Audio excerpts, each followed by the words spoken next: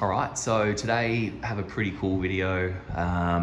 Basically, we are replacing the entire freezer equipment on this. So basically a full install, which is quite exciting because it's actually been a while since I've had to do an install. I'm basically just on the service side of things, so usually I'm just repairing equipment, but we are doing a full install today. So yeah, we'll take you along for the ride on that one. Just quick backstory, I came out maybe a week ago for call out on this freezer that wasn't cooling. I came here and found that the condenser fan motor wasn't running, the pressure control wasn't cutting out the compressor, and the compressor was basically cooking itself because it doesn't have a high pressure protection in the system. So yeah, it was after we realized that it was basically the entire condensing unit except for the coil, we figured we may as well just go ahead and replace the equipment because it's quite old. I'll give you a tour in a sec as well. But in the meantime, they actually had this, just a portable freezer on site, so it's kind of eliminated the rush to try and get this one done. So it's been about a week and a half, I think, since I've been here. But yeah, we'll jump into it. This is our old evaporator. It is on 404, but yeah. So we're basically, I said, we're ripping everything out. So you can kind of see here, they've got penos which are just look like shit. So we'll redo that, make it look nice. Probably have to reuse the drain. We'll see how we go anyway. We'll have a look at that later. And access to our core room is basically up through there, so I need a ladder to show you what I'll get one in a minute. But yeah, basically we're going to replace everything. So that control out there, I think is a phase fail. We're going to replace that with a master cellar, low temp master cellar, and switchboard next to it. We're going a polar pack, and we're going a Kirby evap with a Corral EVD ice controller as well. So yeah, should be a pretty good one. So I'm going to reclaim the gas out of this now. I've got someone else picking up the materials and is going to meet me here. The annoying thing is Kirby are bringing down the evap and the condenser from Sydney.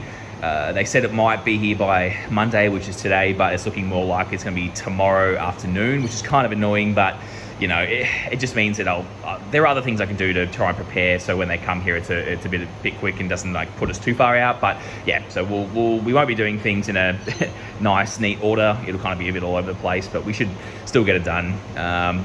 It's like I said, it's been a while since I've done one of these actually, so it's probably going to take me a bit longer than I remember. All set up, gauge is good to go. I am going to weigh what comes out just to see what's in there, but we're not reusing the gas because, like I said, the compressor was basically sitting there cooking itself. So I'd just rather go fresh when we're using a new unit or installing a new unit. We'll see how much comes out.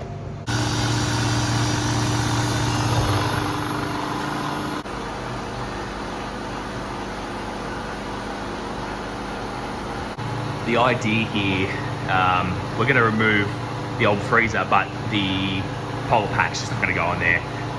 Too little space, and also wouldn't fit and just look like shit anyway. So what the plan is, they still need it up off the ground because they keep bins and stuff down here. So I've got two of those Uni-Strut 780mm wall brackets. I'm hoping I should be able to fit it somewhere here. If not, maybe over there, but ideally right here, because obviously you can see that the wall pano is right there. I'll show you the other side of that too. So it comes out through there and then up into there, and then the roof of the freezer, or fridge's core room's right there, and then freeze over the other side anyway. But yeah, so ideally right there. Well, here's a fun development. This thing's just stopped working, so you can see my head pressure there. It's not very high. I've still got power, but even if I hit the reset, and good stuff. So LEDs are good indication too, but just wanted to double check. We've still got power, man, so I don't fucking know. I just feel like I'm having way too many issues with these things, yeah. So, gonna go throw this one in the dump. And our factory's only like, I don't know, 20 minutes from here, so I'm gonna head there now, and one of the other guys has one, so go pick that one up. After an annoying 45-minute intermission, we are back. I've got the Appion G5 Twin. One of the other boys had that. Maybe I'll just steal this one and it can be mine from now on. Anyway, back up and running, coming down.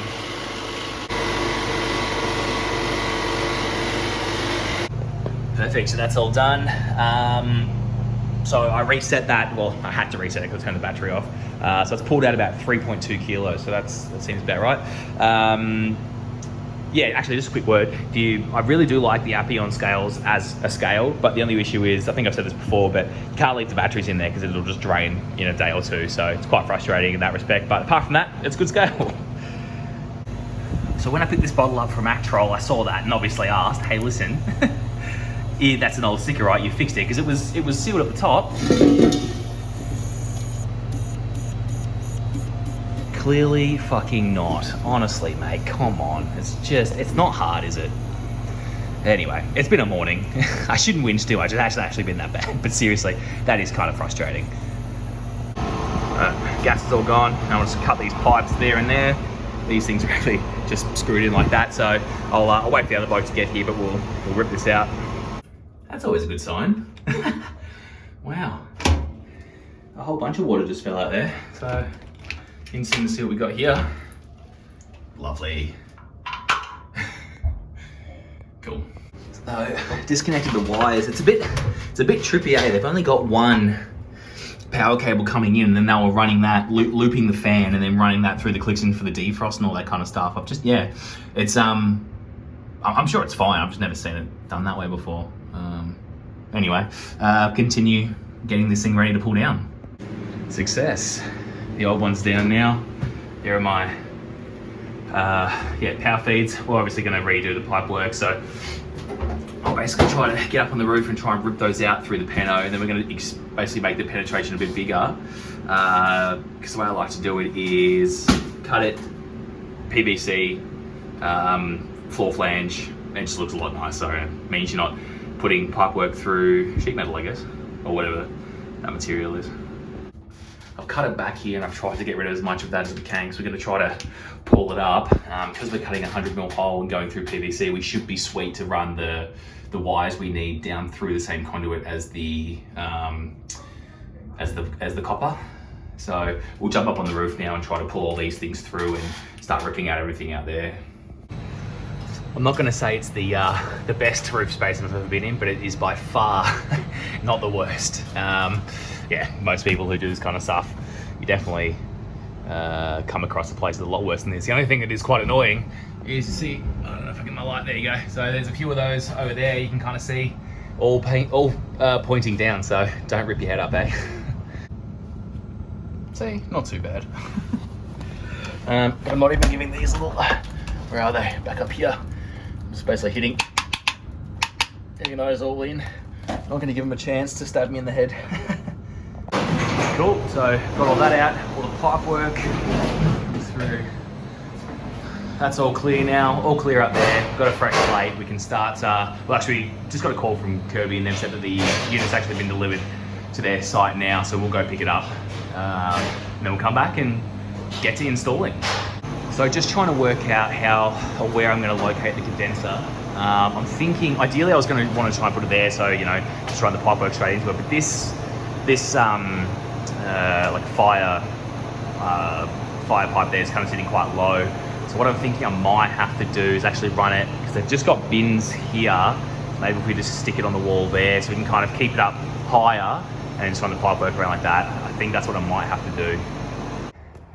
I've got the other guy going to pick up the gear, so in the meantime I'm going to cut, I think it's 7 of these I worked out I need, so these are for securing our brackets, so cut 7 of them at 300mm I believe, but yeah, we'll get that done.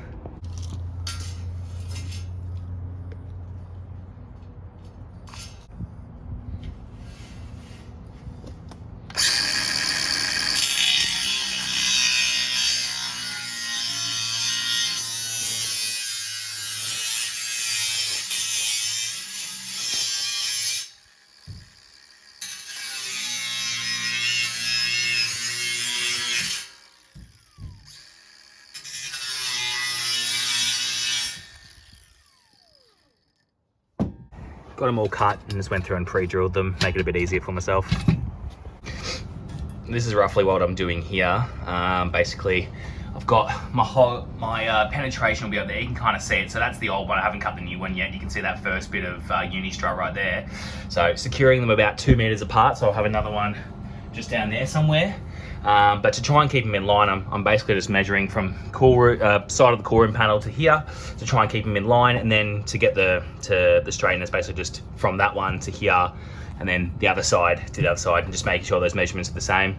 So far it's looking all right. So you can start to see it take shape a little bit. So come around there, we'll have like a 90 here, coming along to here, then another 90 up, and I'm gonna make that cut through the plaster bigger, because why not? Make it look a bit better too, instead of just a hole. And then yeah, run it on the outside. Just starting to get a bit of the pipe work in now. So yeah, it's basically running. It doesn't look like it's got clearance on those. It's correct, not that it really matters. But you can kind of see it. I don't know if I can get them on light over there as well. But yeah, just starting to prefab up the pipe work now. It's almost like these Bailey ladders were made for welding on, hey?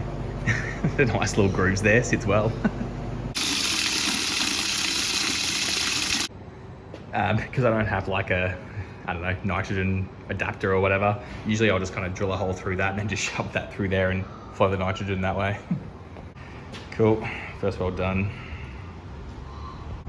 So that's pretty much where we're gonna leave it today. Got the pipe work looking nothing's obviously welded in yet. It's all just kind of prep work. We've got the evap here now. It's about 3 o'clock. We started early this morning though, so we're going to finish up for the day. Got the evap here. The condenser was too big to fit in the back of the car, so we trailer, so we have to not trailer, tray. So we're going to get that delivered tomorrow morning. But yeah, we'll be back bright and early tomorrow. And we're back, day 2. First thing I'm going to get to today is cut in this new penetration. So the way I'm going to go about that is I'm going to use this 100mm DWV PVC. And basically we'll cut the hole, slide this up, and I use these floor flanges here, just as like a, so it basically sits like that, flush against the ceiling. Just looks nice, and it obviously protects the pipe going through as well. Now, if you think 100mm is pretty big, it's because it is. So I get this from TradeLink, and 50mm, so with the floor flanges, they only seem to have 50mm, 80mm, or 100mm. Now 50mm for what we were doing was too small. They didn't have any 80mm, so that left me with 100mm. So it's pretty big, but it should still look fine. So a little something like that. So it's just sitting there at the moment. I've still got to secure it in, and then yeah, don't mind my my cut there that was clearly on a massive angle, but once the pipe's going up there, you won't even know. But yeah, just looks like a little bit like that. So I've got my measurements now for my new penetrations. We were using this one here, so this one actually lined up pretty well with where I wanted my pipes to go up through. So we basically were using that one, and then all the other new ones you can see. So let me see if I can get the camera to focus. There it is. We'll drill those out now. I've got someone going up to the roof so they can tell me if I'm going to drill through anything, but it should be good. And there we have it. All right, moment of truth next. We'll see if this thing sits where I want it to. Beautiful. So got those in now, just silicon up underneath there, and the holes as well. Coming along. Success, man. It actually worked out really well. So we've now secured it to the ceiling. I'll come through at the end and cut those, the excess off there. But we're gonna start doing the pipe work. So we've got our suction line just kind of dangling up there. Again, nothing's really welded just yet. I'll leave the welds for the evaporator for one of the last ones I do, so just not exposing its atmosphere, yada yada. But yeah, we're gonna go try and bend this up. Like I said, it's been a while since I've done that too, so I'm hoping for the best. So after doing some of the welding now, I've got 2 P-trap welds done there, and then so this is all solid line going down. I bent there, but I had to get a 90 there, so they're both welded. I'm going to start securing the pipe work as I head back down, and then all the other welds will be down there. So you can see it starting to all come along now, starting to secure it all down there. You can see it flowing down there. So hoping to get out of this roof space soon. I know I'm not catching a lot of the welding and stuff on camera, but yeah, just trying to get it done as well. Trying to catch as much as I can. And this is the other side here. So I have the suction line popping up, going out through there. It's about to do the weld for the liquid line. Rightio, so basically I'll give you a quick rundown of what we did today. Like I said, I wasn't able to film much today. I mean, I just didn't film much today because I was trying to get a lot done. And that roof space, I was working a lot in that roof space. It's just garbage up there, man. So I'll film a lot more tomorrow, I promise. Basically, you can see here, we've got our pipes coming out. Original plan was to go on a bracket, but now we're basically gonna run down and we're gonna have it sitting on the floor. It's just gonna be easier that way. And really, like, there's gonna be space. There'll be a bin relatively close, but it'll be fine. But anyway, I'll give you a quick tour. So pipe work coming out here. You can see, if I jump up, mine is this one here. I might put a bracket there, or I might honestly just tape like the insulation tape just around there just to kind of secure that liquid line a little bit better. Right, this is the other side of that plaster there. So you can see pipes come down there, come through there, all secured. Now I haven't taped these up just yet. Glued them yet. They're just going to stay like that.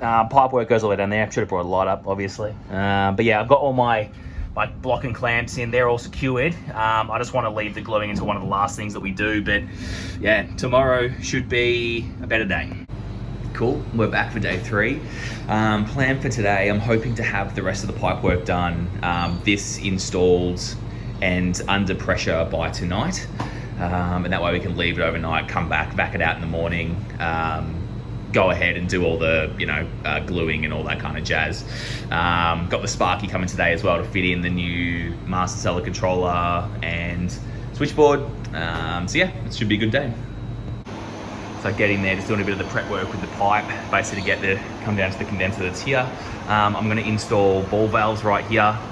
So we've got access to, we basically can split the system if we ever need to work on the evap. Taking shape. I'm actually really happy with how this is looking at the moment. So I haven't welded up there yet, or the joins over here. I'm kind of just getting it in position and then we'll slide the insulation around.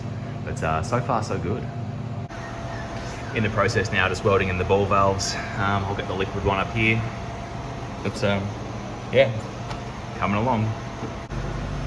Got the weld done, which I'm not too unhappy about, but I have also forgotten to put the insulation on. God damn, I'll just have to cut it and tape it, or glue it and tape it behind and turn it around. But yeah, spewing, man.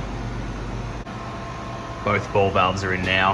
I was gonna make up another little bracket so I can secure it basically like right here. And then we'll start looking at getting this all ready. Like I said, I'm gonna leave these 2 welds and the inside welds for the last 2 that I do, just to eliminate having this open atmosphere for too long. But we're tracking along really well actually, so yeah, pretty happy with the progress. The first spider has already come to claim the condenser as home. Just got to do these last 2 welds out here, then the evaporator, pressure test. Sweet, all done. And the answer to everyone's question that I'm sure they're asking who have worked on these units before is, yes, obviously I burnt the back of the unit. So I have a feeling I did it again. I know I said I was going to film more today, but it just kind of turned into yesterday. But again, I'll give you a quick tour about what I've been doing. So this is our unit here. I've put it on these little I can't remember what they're called, like Aspen rubber feet or whatever, the large ones. I just figured if it was still going to go on the ground, like I could have got those larger ones, but I just wanted to see how these ones went, to be honest. Anyway, that's how that sits. So currently I've got it under pressure. So I've been running now for close to 17 minutes and it's dropped 1 kPa. Again, probably because I started the test too soon, to be honest, as I always do. Anyway, we've got the electrical run now as well. You can see that going back up and through there. This is like pipe work here. Pretty happy with that. And I'll take you inside and we'll go have a look at the evaporator. And this is the evaporator here. So as you can see, it's obviously, we're not 100% done. I've just got it under pressure. I haven't even gone through and tightened up, glued any of the insulation yet, or insulated my drain there. So that'll come tomorrow. I'll quickly duck under. So this is our pipe work here, coming down through the penetration, coming across into the unit. That's looking pretty good. I still got to, like I said, got to go through, glue everything. We'll go ahead and have a look at the control, and that's our control setup. So all looking pretty good at the moment. Going through and label those 2. Look, I'm pretty happy with that as a pressure test. I lost that 1 kPa, I don't know, within the first 5 minutes or whatever, and dropped nothing since. So I'm going to get this thing under vac and we will leave it on vac overnight. Perfect. Cool, so this will be our setup for tonight. Leaving it on vac. I've only been running for maybe 10 minutes or so now, so it's just starting to come down again. This is just from my gauge. When I come back in the morning, I will put my vac stat on there just to confirm. But yeah, I don't feel, I mean, it's already, you know, leaving too many tools out here that I'm comfortable with because there's no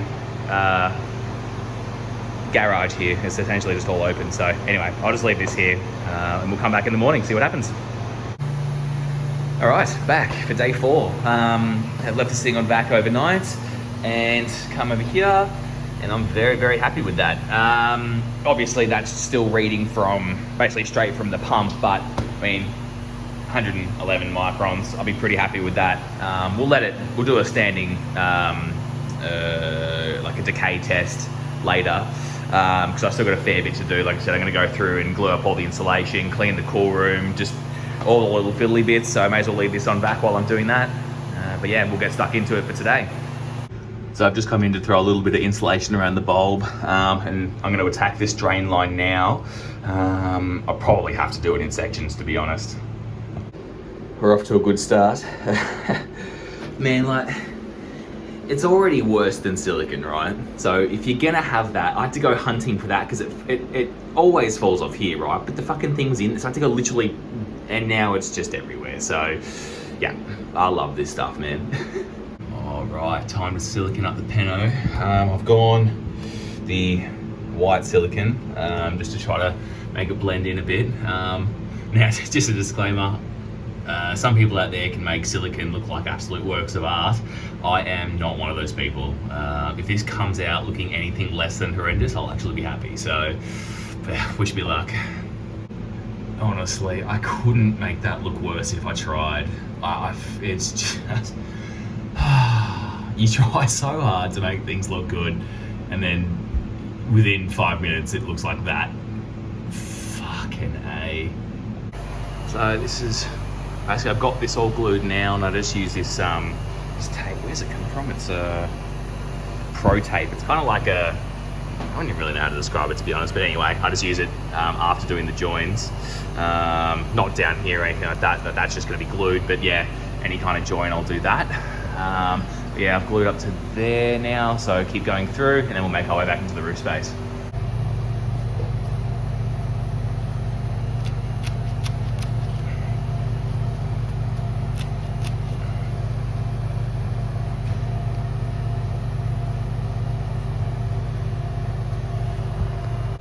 I posted on my Instagram account as well about how to identify where there is an inline weld. And so I actually got a lot of responses, which I was stoked with.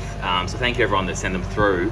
And so I've taken a bit of everyone's advice, and I've kind of gone, so I've got obviously there's a break in the insulation there anyway, and what I've done is I've taped it up, I've glued it, I've taped it up, and I've got this white like electrical tape just as a bit of an identifier, and what I'm going to do is I'm going to write in the condensing unit that, you know, basically wherever you see this, which to be honest, there's only one inline join in the whole pipe run, well, suction pipe run, but I'm just going to write in the condensing unit that that's what this means. And back into the roof space we go. So all the gluing's done now. I've sealed the peno from the other side, as we can see from my fantastic siliconing job down the bottom. Up here it obviously doesn't matter so much, and this will probably come out looking neater because there's no pressure on it. But basically what I'm going to do, and what I did down there is, what you might be able to see, basically just like jam some insulation in there, just first of all just to fill up a bit of the gap because it is quite a large space, but also I figured, you know, it's, you know, chucking insulation in a penetration probably isn't a bad idea. Someone might be able to tell me otherwise, but oh, there goes my light. There we go. Nope, doesn't want to come back on now. There we go. Anyway, so I'm just going to fill that up with silicon and insulation. I could potentially be the world's worst siliconer. I'd make a horrible caulker, man. Look at this. Yep. Now for the cleanup of the massive mess that I've made. I've taken the unit off back now. I'm just doing a decay test just to see how high it climbs. It's been out for about 10 minutes now, so it's looking pretty good. But yeah, so I think what my plan of attack will be, I can't imagine this thing's going to take any more than, say, 4 or 5 kilos. I could be wrong, but we'll see. What I'll do is I'll charge up maybe 1 to 2 kilos, then just quickly go up into the roof space and just where all the welds are, see if I can hear anything, and I'll hit the liquid line with the leak detector. Just again, I'm just triple checking. I'd rather know now than 6 months from now. But yeah, just in the process of doing that now. I'm going to charge through the high side here, so that way it's basically taking the long way to go up through the evaporator, because I haven't turned power onto the indoor unit yet, so that EEV is still wide open, which is good. I want that to happen. I basically want to have, we're going to check on our gauge anyway to make sure that there is a clear path. I already know there is because I did it with the pressure test as well, but I also just want to have, a kilo in the system so I can go around and do a quick leak search as well. Just nice and slowly. And we should start to see, I mean, that is obviously changing, but I am letting it through quite slowly. We'll wait to see if that reaches positive pressure, but I'm fairly confident we've got a loop.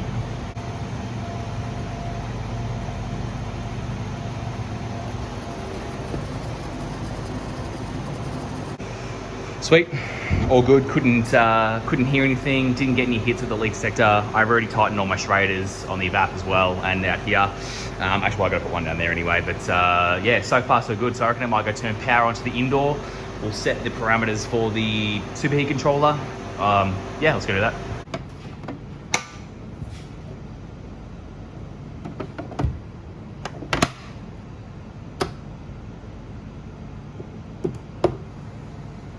All right, gonna turn this off for a sec.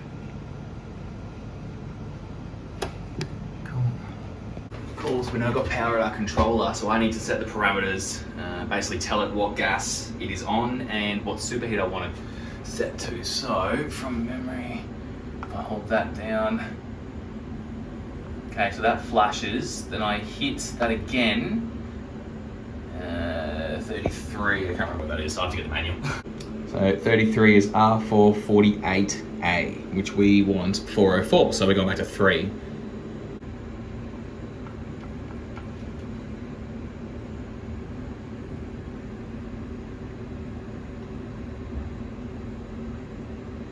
So 3, so I set that. Then I want to go down to superheat and set for 6. I just changed it to 5.6. Honestly, the only reason I do that is because I use, sometimes use MeasureQuick and it seems to be aiming for 5.6, so I figured there's a reason for that. Anyway, 5.6 seems good to me. So we'll set that. All right, beautiful. Almost ready to turn this thing on now.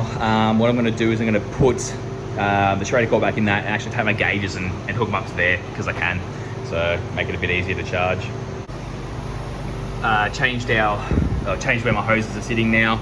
Just going to charge up to about 2 kilos. There might be enough to keep the pressure control on, maybe not. I might have to force it on to get the remaining charge in there, but we'll see how we go. But yeah, we'll just keep charging till 2 kilos. Sitting at 1.9 now, so that's close enough. It kind of stalled anyway. Before I turn power on, I'm just going to tighten the electrical connections, then we'll head inside and get this thing up and running.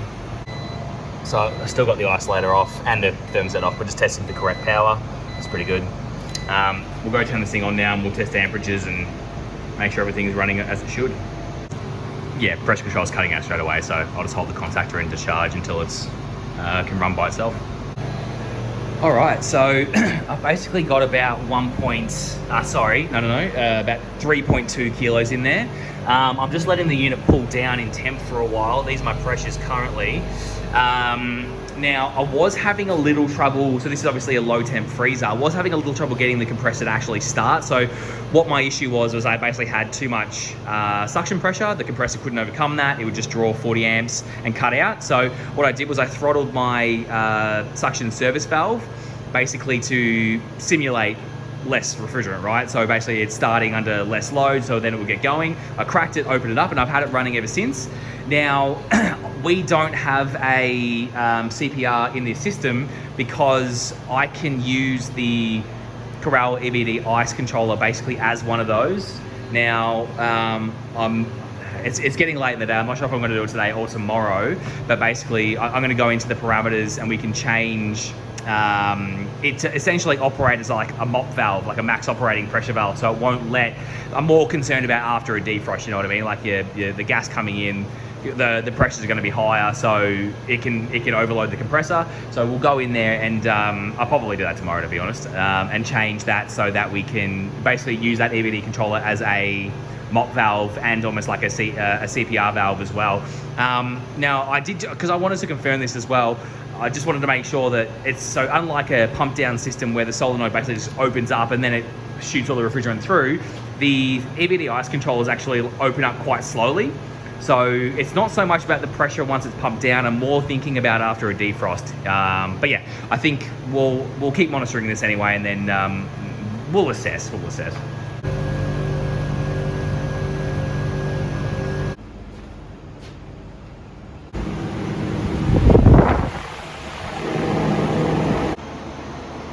Cool, back for the 5th and final day. Basically just commissioning everything now. So we'll jump inside and we'll set the parameters to turn that EEV into like a mop valve. And I might leave the valve opening position. I'll explain when we get in there. Alrighty, so I've just gotten into the service manual, or the service menu I should say. To do that, you just hold both arrows for 5 seconds and it takes you in, and then it gives you a list of parameters. I'll have to double check exactly what it is, but I know this one is our transducer reading, so that's reading 8.8.